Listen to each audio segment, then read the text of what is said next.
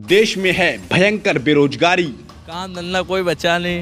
पहले जाते थे सुबह से तो 1000-2000 ऐसे पैदा हो जाते हैं, 200 पैदा करने में दिक्कत होती है। नोटबंदी जीएसटी ने उद्योग धंधों को किया तबाह। ये जो बीजेपी सरकार आई हुई है, नोटबंदी वगैरह ये सब, इसमें जितने गरीब भाई लोग थे उनका भी काफी नुकसान हुआ। रोजगारी बंद, धंधा बंद, कमाई में आई भारी कमी।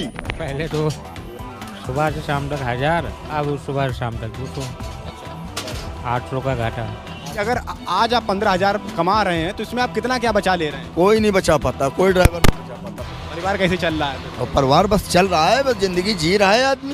काम धंधा ही नहीं, कुछ नाम मात्र है, नमक रोटी चलने में भी आफत है।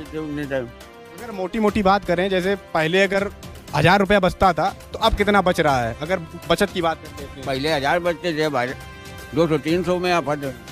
अंतर्राष्ट्रीय श्रम संगठन की ताजा रिपोर्ट ने किया खुलासा, देश का 83% युवा है बेरोजगार। नमस्कार दोस्तों, देश में मोदी सरकार को अब 10 साल हो गए और इसी के साथ देश अब चुनाव के मुहाने पर खड़ा है। 10 साल पहले मोदी सरकार युवाओं के भारी विश्वास और समर्थन से बनी थी। तब युवाओं को यह विश्वास था कि उनके अच्छे दिन आएंगे, जरूर आएंगे। लेकिन 10 साल बाद युवा अपने आप को ठगा सा महसूस कर रहे हैं। युवा समझ नहीं पा रहे हैं कि जिस नेता ने करोड़ों रोजगार देने का वायदा किया था, वह अब बेरोजगारी का बा भी क्यों नहीं बोलते। देखिए दोस्तों, ये तो आपको पता है कि लोगों का विश्वास हासिल करने के लिए अच्छा बोलना बहुत जरूरी होता है, लेकिन उससे ज्यादा जरूरी होता है जो बोला है उसे करके दिखाना। लेकिन आंकड़े, जमीनी हकीकत इस बात की साफ तौर पर गवाही देते हैं कि प्रधानमंत्री मोदी ने 2014 के चुनाव से पहले बेरोजगारी दूर करने के बारे में जो कुछ कहा था, उसमें मोदी पूरी तरह नाकाम साबित हुए। अब जब युवा बेरोजगारी पर मोदी को सुनना चाहते हैं तो मोदी कभी राम मंदिर, कभी धारा 370, कभी 3 तलाक पर अपनी यशोगाथा सुनाने लगते हैं, तो कभी वे कांग्रेस और अन्य विपक्षी दलों को कोसने लगते हैं। 2014 में जब मोदी सरकार बनी थी, तब देश के बेरोजगार युवाओं में ये आस थी कि मोदी जी के शासन में छोटे मंझले उद्योग तरक्की करेंगे, रोजगार के नए अवसर पैदा होंगे, सरकारी नौकरियां समय से निकलेंगी और बेरोजगारी का स्थायी समाधान हो सकेगा। लेकिन हुआ क्या? देश में युवाओं का ध्यान भटकाने के लिए और उन्हें बरगलाने के लिए एक यूनिवर्सिटी बना दी गई, जिसे हम व्हाट्सएप यूनिवर्सिटी के नाम से जानते हैं। इसके जरिए युवाओं के दिमाग में नेहरू, गांधी आदि के प्रति नफरत और घृणा भरी गई। कांग्रेस को मुस्लिम प्रेमी पार्टी बताकर हिंदुओं को खतरे में बताया जाने लगा। इससे युवाओं का ध्यान बेरोजगारी से हट गया। लेकिन अब जब वही युवा 30-35 साल के हो गए हैं तो वे समझ नहीं पा रहे हैं कि घर की रोटी कैसे चलाएं। चलिए अब आंकड़ों पर भी बात कर लेते हैं। दरअसल हाल ही में अंतर्राष्ट्रीय श्रम संगठन एक रिपोर्ट जारी करता है, जिसमें यह खुलासा होता है कि भारत के कुल बेरोजगारों में 80% युवा हैं। यह रिपोर्ट अंतर्राष्ट्रीय श्रम संगठन और इंस्टीट्यूट ऑफ ह्यूमन डेवलपमेंट ने मिलकर तैयार की। रिपोर्ट को तैयार करने वाली टीम के मुख्य आर्थिक सलाहकार वी अनंत नागेश्वरन ने इस रिपोर्ट को जारी करते हुए बताया कि साल 2000 से 2019 के बीच युवाओं के बीच बेरोजगारी लगातार बढ़ी। रिपोर्ट के मुताबिक सबसे ज्यादा बेरोजगारी ग्रेजुएट युवाओं में देखी गई, यानी जो जितना पढ़ा लिखा वो उतना ही बेरोजगार। इनमें भी सबसे ज्यादा महिलाएं बेरोजगार हैं। 2022 में बेरोजगार महिलाओं की संख्या 48.4% थी, जो ना कोई नौकरी कर रही थी, ना ही किसी तरह की कोई ट्रेनिंग कर रही थी। रिपोर्ट में दोस्तों एक और चिंताजनक खुलासा यह भी हुआ कि देश के युवाओं में स्किल्स की भारी कमी है। 75% युवा ईमेल में अटैचमेंट के साथ डॉक्यूमेंट भेजने तक में सक्षम नहीं है, जबकि 60% युवा कंप्यूटर पर कॉपी पेस्ट जैसा मामूली काम भी नहीं कर पाते। यानी देश में युवाओं की क्या हालत है, इस रिपोर्ट ने इस मामले में सब कुछ साफ कर दिया। वैसे दोस्तों एक और खास बात यह भी है कि देश का एक बड़ा वर्ग रोजगार का मतलब सिर्फ सरकारी नौकरी समझता है। इतनी बड़ी आबादी और उसमें रोजगार का मतलब सिर्फ सरकारी नौकरी क्यों समझा जाए? कौन सी सरकार है जो करोड़ों की आबादी को लाखों पदों वाली सरकारी नौकरियां दे देगी? हमें चिंतन इस बात पर करना चाहिए कि अलग अलग काम करने वाले लोग अपने काम से कितना खुश हैं। क्या उन्हें उनके काम के अनुसार पैसा मिल रहा है? क्या उन्हें वहां सरकारी नौकरी जैसी सुरक्षा मिल रही है? नहीं मिल रही, तभी तो 50-60 हजार पदों पर भर्ती निकलने पर लाखों युवा फॉर्म भर देते हैं। साल दर साल देश के संसाधनों के बुनियादी ढांचे पर रिकॉर्ड खर्च का लगातार दावा करने वाली मोदी सरकार रोजगार सृजन पर चुप क्यों है? ये एक गंभीर सवाल है। रोजगार सृजन का मतलब होता है रोजगार पैदा करने के प्रयास। नई नौकरी चाहने वालों के लिए अवसर लगातार कम होते जा रहे हैं। सरकार ने 2019 से 2023 के बीच बुनियादी ढांचे पर 14 खरब डॉलर खर्च करने की बात कही थी। यदि इतना पैसा खर्च हुआ होता तो देश में अपने आप लाखों नौकरियां पैदा हो जाती। यदि वे नौकरियां पैदा हुई हैं तो सरकार रोजगार सृजन पर क्यों चुप है? क्यों केंद्रीय वित्त मंत्री ने अपने बजट में रोजगार सृजन के आंकड़ों को छोड़ दिया?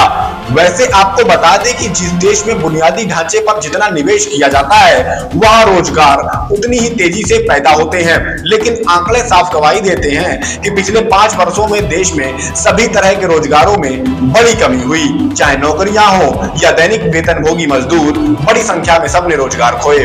अगर हम बात करते हैं centre for monitoring Indian economy की रिपोर्ट की, तो रिपोर्ट के अनुसार 2018 से 2023 के बीच 31 लाख लोगों ने नौकरियां खोई, जिनमें 26 लाख महिलाएं थीं। तो दूसरी ओर छोटे कारोबार और दिहाड़ी पर काम करने वालों में 1 करोड़ 35 लाख लोगों ने रोजगार गंवाए। एक और प्रधानमंत्री मोदी भारत को खुशहाल देश बतलाकर दावा कर रहे हैं कि जल्द ही भारत दुनिया की तीसरी सबसे बड़ी अर्थव्यवस्था बन जाएगा, तो दूसरी ओर बेरोजगारी की यह भयावह हालत चिंताजनक है। चलिए एक और रिपोर्ट की बात कर लेते हैं और समझने की कोशिश करते हैं कि देश में महिलाएं रोजगार के लिए कैसे तरस रही हैं। CMII के आंकड़ों के अनुसार देश में कामकाजी लोगों की संख्या 40 करोड़ 58 लाख है, जिनमें सिर्फ 3 करोड़ 82 लाख महिलाएं हैं। कोई बिजनेस हो या खेती, वेतनभोगी हो या दिहाड़ी मजदूरी, सभी क्षेत्रों में महिलाओं की भागीदारी कम है। ये सब सरकार के कुप्रबंधन का नतीजा है। वैसे दोस्तों, देश आजादी के बाद से ही लगातार बेरोजगारी का सामना कर रहा है, लेकिन अब ऐसा क्या हुआ कि देश 45 सालों में सबसे ज्यादा बेरोजगारी का सामना कर रहा है? इसका कारण है मोदी सरकार की गलत नीतियां, जिसने रोजगार पर करारी चोट पहुंचाई। 2016 में लागू की गई नोटबंदी और उसके 1 साल के बाद आई जीएसटी ने अर्थव्यवस्था को अंधेरे में डाल दिया। नोटबंदी और जीएसटी का नुकसान अब तक देश भुगत रहा है। नोटबंदी ने रातों रात लाखों छोटे छोटे कारोबार और काम धंधों को बंद कर दिया। उसके बाद लागू की गई गलत जीएसटी ने व्यापारियों को करारी चोट पहुंचाई। उस समय जो कारोबार बंद हुए थे वो उबर ही पा रहे थे कि कोरोना कहर बनकर टूट पड़ा। बड़ी तादाद में व्यवसाय और निर्माण इकाइयों को लॉकडाउन में बंद करना पड़ा। ऐसे में कई उद्योग और कारोबार के ताले अब तक नहीं खुल पाए। लेकिन हम सिर्फ कोरोना को बेरोजगारी का बड़ा कारण नहीं मान सकते। इसके पीछे बड़े कारण नोटबंदी और जीएसटी ही है। वैसे भारत सरकार ने बेरोजगारी के आंकड़ों पर सवाल उठाए थे। सरकार के राष्ट्रीय सांख्यिकीय कार्यालय के अनुसार देश में रोजगार की स्थिति सुधर रही है, लेकिन अगर आंकड़ों से हटकर जमीनी स्तर पर बात कर लें तो उत्तर प्रदेश, बिहार जैसे राज्यों में जब पुलिस भर्ती निकलती है तो उस दौरान उमड़ने वाली युवाओं की कुंभ मेले जैसी भीड़ ये बताने के लिए काफी होती है कि देश में रोजगार की स्थिति कितनी सुधर रही है। जो थोड़ी बहुत सरकारी नौकरियां निकलती भी हैं तो उसमें भी पेपर लीक हो जाते हैं। हाल ही में उत्तर प्रदेश में पुलिस भर्ती और आरओ की भर्तियों में सेंधमारी ने युवाओं के सपने चकनाचूर कर दिए। जैसे तैसे ट्रेनों बसों में लदकर अपनी जान जोखिम में डालकर पेपर देने पहुंचने वाले अभ्यर्थियों को जब पेपर लीक की खबर मिलती है तो उन पर जो बीतती है, यदि उसका एहसास सरकारों को होने लग जाए तो कभी भी पेपर लीक ना हो। कोरोना के बाद जब युवाओं को नौकरी चाहिए तो मोदी सरकार ने 5 किलो फ्री राशन की योजना को बढ़ा दिया।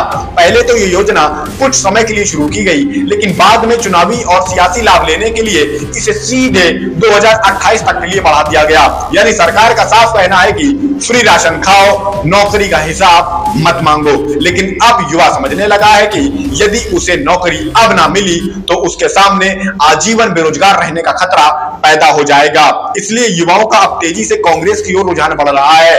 भाजपा की ओर से उसका मोह भंग होता चला जा रहा है। भारत जोड़ो यात्रा हो या हालिया खत्म हुई न्याय यात्रा, दोनों ही यात्राओं में राहुल गांधी से लाखों युवा मिले।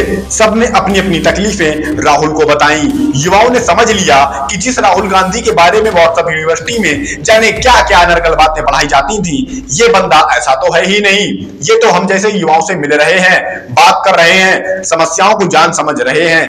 आपको मालूम है कि हिंदुस्तान में पाकिस्तान से दुगनी बेरोजगारी, यहाँ पे 23% युवाओं की, वहां पे 12%। तो तकरीबन दुगनी बेरोजगारी हिंदुस्तान में है। बांग्लादेश से ज्यादा है, भूटान से ज्यादा है। क्यों? क्योंकि नरेंद्र मोदी जी ने जो छोटे उद्योग हैं, छोटे व्यापारी हैं, छोटे बिजनेसेस हैं, उन सब को खत्म कर दिया। कैसे? जीएसटी और नोटबंदी। यानी जिस कांग्रेस के प्रति युवाओं में इतनी नफरत भरी गई, अब उसी कांग्रेस में युवाओं का भरोसा बढ़ता हुआ दिखाई दे रहा है। युवा समझने लगे हैं कि व्हाट्सएप यूनिवर्सिटी का ज्ञान माइंड वॉश करता है और जरूरी मुद्दों से ध्यान भटकाता है। देश में जब भी बेरोजगारी पर सवाल उठते हैं तो कई बार युवाओं की क्षमता पर ही सवाल उठ जाते हैं। तो कभी बढ़ती जनसंख्या को आगे लाया जाता है, कभी यह कहकर इस मुद्दे से पलड़ा झाड़ा जाता है कि हम सबको सरकारी नौकरी नहीं दे सकते। लेकिन ना हमारे देश में सक्षम युवाओं की कमी है, ना सबको सरकारी नौकरी चाहिए। युवाओं को काम चाहिए, ऐसा काम चाहिए जहां उन्हें नौकरी की सुरक्षा मिले, जहां उन्हें अच्छा पैसा मिले।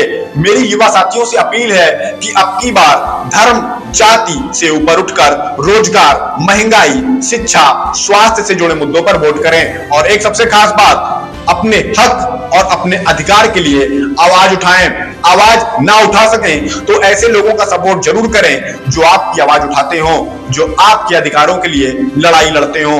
युवाओं को अब एक होना होगा। हिंदू मुसलमान में बंटकर आपका ही नुकसान होना है। एक होकर रोजगार के मसले पर आवाज उठाएं। और हाँ, चुनाव नजदीक है तो वोट जरूर दें और ऐसी पार्टी को दें जो आपके लिए आवाज उठाती हो। नमस्कार।